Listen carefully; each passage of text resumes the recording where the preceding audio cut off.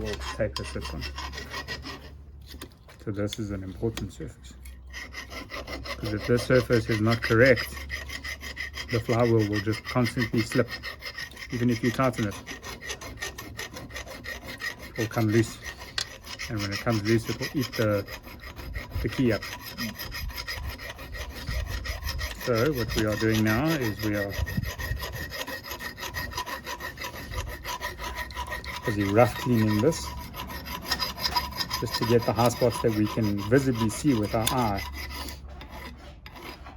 off and out of the way. And something to be expected. This motor sits, this crankshaft sits like this in the motor. The cylinder fits here, and the piston would be sitting there. Its rotation of direction is this way, like this, which means that if a flywheel was on here and we started the motor up and this piston pushed down, the tendency would be for the flywheel to slip this way. So that means that if the flywheel slips this way, the key will be pushed against this wall, not this wall. So if we look at this key slot, you can see this side over here, there's no real high spots over here. This side over here, the entire back end of it is a high spot, which means that from the key being rammed into the back over there, it's smushed that metal up and made a hill over there. Now, earlier I could feel it, I've already taken off a fair bit of it. But it's important to get rid of that, because that will basically be our high spot that the taper will lock onto, and from that it will lift into that piece, and then on the opposite side in the front over here, and it will sit skew. And those are all things that contribute to flywheels coming loose, keys being sheared. So if your key's constantly shearing and your flywheel's constantly coming loose, it's because the flywheel taper is damaged.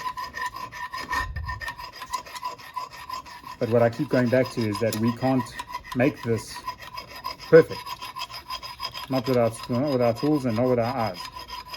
If we really had to, we could recut this taper on the lathe, but then it would sit in a different location, so we don't want to do that either.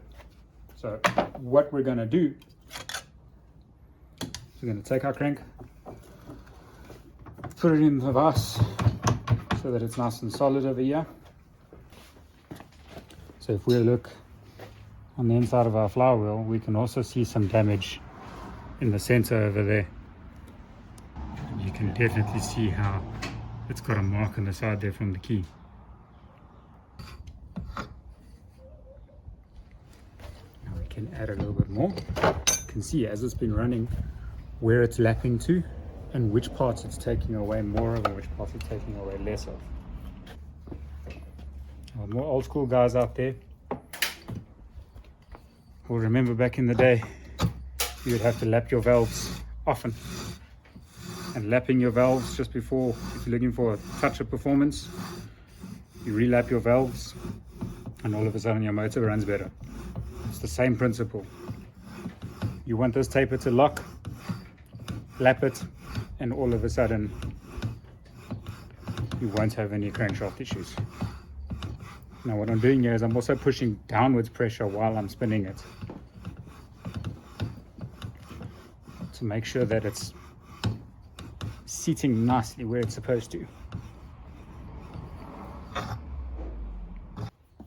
That's now a much better looking taper. You can see how nicely it's biting from there all the way through to there. Yes, there are some places where it's not biting, but the amount that it is biting is massive in comparison to the way that it was just in a couple of little strips. Now how do you clean it? That you make sure that it isn't... So that's been cleaned off with benzene. The benzene will wash off majority of it because it's an oil-based substance. So benzene will get rid of all of that, and then we'll clean the flywheel properly. There's our straw color. You see it? Yes.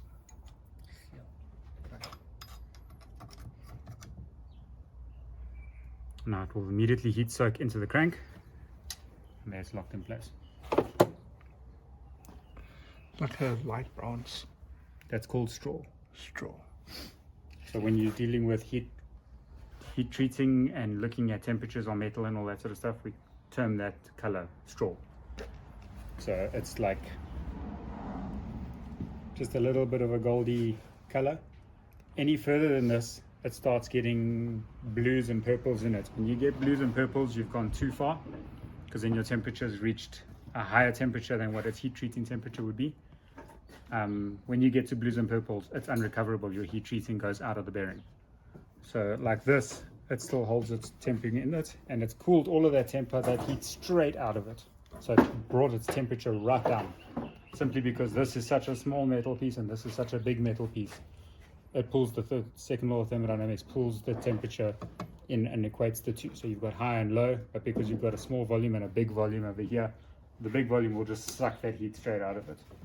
Which is why I can already touch it, even though it was 200-300 degrees just a few seconds ago.